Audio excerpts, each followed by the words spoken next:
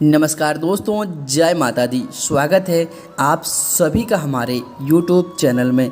तो मकर राशि वालों, अगले 2 दिनों में देवों के देव महादेव रूप बदलकर आपके घर आ सकते हैं। उन्हें ना पहचानने की गलती मत करिएगा। जहां भी संकेत आपको मिल जाए वहां रुककर उनका आदर सत्कार कर लीजिएगा। आज की वीडियो आपके बहुत बड़ी कुछ सिखाने वाले हैं, समझाने वाले हैं और अतिथि देवो भव का किस तरह से पालन किया जाता है वह भी समझाने वाले हैं। दोस्तों, कभी कभी भगवान कैसी कैसी हमारी परीक्षा ले लेते हैं, तो दोस्तों यह भी जानना बहुत ज़रूरी है। बहुत ही शानदार ज्ञान हम आपको प्रदान करने वाले हैं, तो आपकी भी जिम्मेदारी बनती है कि यह वीडियो अंत तक देखें। थोड़ा सा समय निकाल कर और वीडियो को अंत तक आप ज़रूर देखें। आपकी समय की बर्बादी नहीं होगी, इस बात की गारंटी देते हैं। परंतु सबसे पहले जो भी सच्चे शिव भक्त हैं, महाकाल के सच्चे भक्त हैं, महादेव के सच्चे भक्त हैं, तो वही वीडियो को लाइक करेगा और कमेंट बॉक्स में हर हर महादेव जय भोलेनाथ जरूर लिखिएगा। भगवान भोलेनाथ की कृपा रहेंगे आपके ऊपर और आपके पूरे परिवार पर रहेंगी, तो दोस्तों ज़रूर लिखिएगा। तो आइए वीडियो की शुरुआत करेंगे दोस्तों बड़े ही सुंदर अनमोल गुरु जी के एक विचार से, दोस्तों आपके भाग्य को चमका सकता है। तो दोस्तों ज़रा ध्यान लगाकर सुनिएगा। दोस्तों, प्रकृति से मनुष्य बहुत कुछ सीखता है। कोहरा हमें सिखाता है जीवन में जब अंधकार छा जाए, कुछ दिखाई ना दे, तो व्यर्थ की कोशिश करने के बजाय एक एक कदम सावधानी से चलना चाहिए। लोगों के काम आप आते रहिए, क्योंकि कुदरत का एक वसूल है। जिस कुएं से पानी पीते रहे हैं वो कभी सूखता नहीं। उसी तरह से मित्रों, जिंदगी में किसी से अपनी तुलना मत करो। जैसे चांद और सूरज की किसी से नहीं की जा सकती, क्योंकि यह अपने समय समय पर चमकते रहते हैं। दोस्तों, सारा जहां उसी का है जो मुस्कुराना जानता है। रोशनी भी उसी की है जो सम्मा जलाना जानता है। हर जगह मंदिर है, लेकिन भगवान भी तो उसी का है जो सर को झुकाना जानता है। दोस्तों, अगर बात सही लगी हो, पसंद आई हो, तो वीडियो को ज़रूर लाइक कीजिएगा और कमेंट बॉक्स में हर हर महादेव ज़रूर लिखिएगा, क्योंकि लाइक बिल्कुल फ्री होता है।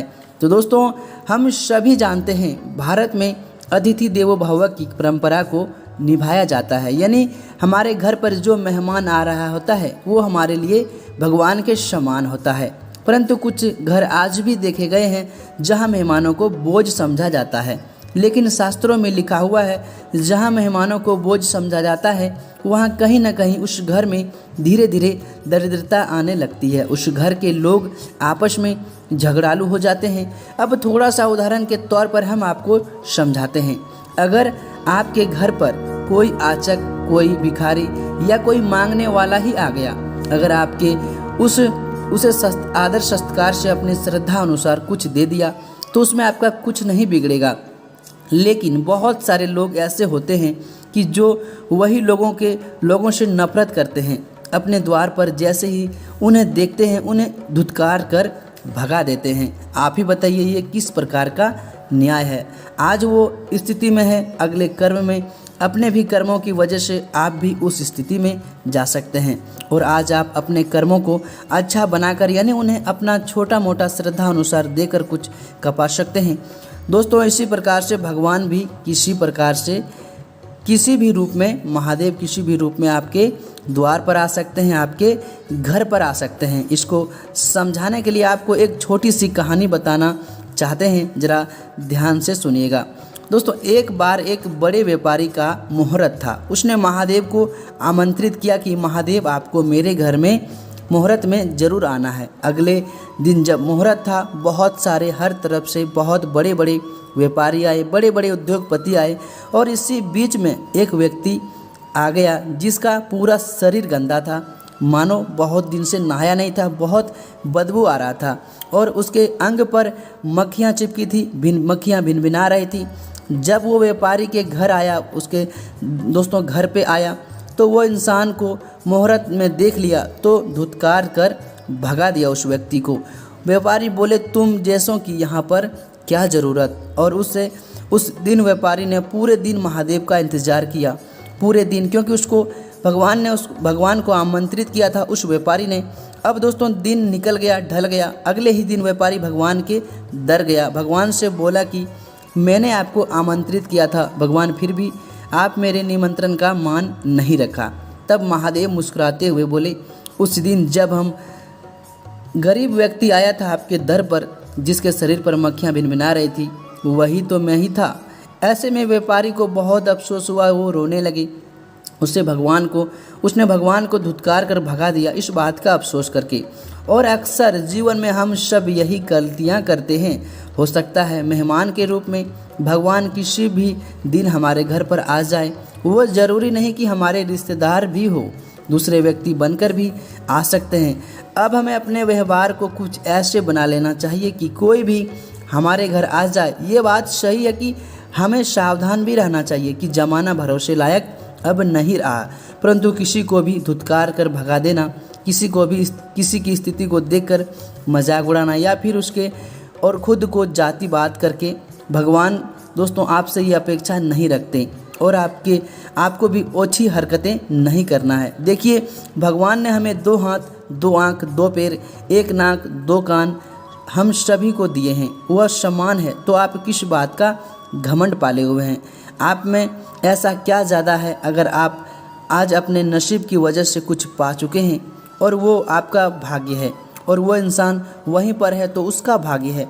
मतलब कुछ ना कुछ भाग्य में लिखा है, वही मिला है, यानी आपके चाहने से कुछ नहीं मिला है। देने वाला भी महादेव और लेने वाला भी महादेव है, तो हम किस बात का घमंड पालते हैं? अब दोस्तों आपको प्रतिज्ञा ले लेनी है कि आपके द्वार पर कोई भी अचानक या आचक कोई भी भिखारी, कोई भी ज़रूरतमंद आता है तो अपनी श्रद्धा अनुसार मदद हम ज़रूर करेंगे, चाहे हमारे पास 2 रुपये क्यों ना हो, परंतु उससे खाली हाथ नहीं लौट आएंगे। अगर आपके द्वार से कोई खाली हाथ लौट गया तो दोस्तों यह बहुत ही अशुभ माना जाता है। आने वाले 2 दिनों में आपके साथ कई तरह के परीक्षाएं हो सकती है, जिसमें सर्वोपरि है आपकी ईमानदारी की परीक्षा। मान लीजिए आप दुकान गए हैं, आपने कोई चीज़ खरीदी है जिसका मूल्य आपने दे चुके हैं, दुकानदार आपको पैसा ज़्यादा दे दिया। अब आपके मन में वहाँ पर 2 विचार आएगा कि मैंने तो पैसा उसे सामान का कटवा दिया, फिर उसने ज़्यादा दे दिया। फिर दूसरा ख्याल आएगा कि या मुफ्त में इतना पैसा मिल रहा है, मैं क्यों ना इसको लेके जाऊं। दोस्तों इस बात का ध्यान रखिएगा, भगवान ऐसे ही परीक्षा लेते हैं। आपको वहाँ करना क्या है दोस्तों, आपकी सामान की जितने वस्तु के पैसा हुआ उससे दोस्तों उसको दे देना है वापस, आपको मुफ्त में नहीं लेना है। इस बात की ध्यान रखिएगा, भगवान ऐसे ही परीक्षा लेते हैं। और दोस्तों आपके साथ यह भी परीक्षा हो सकती है, अगर आप कोई बस में दोस्तों सफ़र कर रहे हैं, वहाँ कोई बूढ़े बुजुर्ग या कोई भिखारी ही उस बस में आ जाए, तो दोस्तों वो बुजुर्ग रहे या ध्यान में रखें कि वो बुजुर्ग हो, तो आप अपना सीट उसे ज़रूर दे दें। इसमें भी आपकी परीक्षा ली जा सकती है महादेव के द्वारा।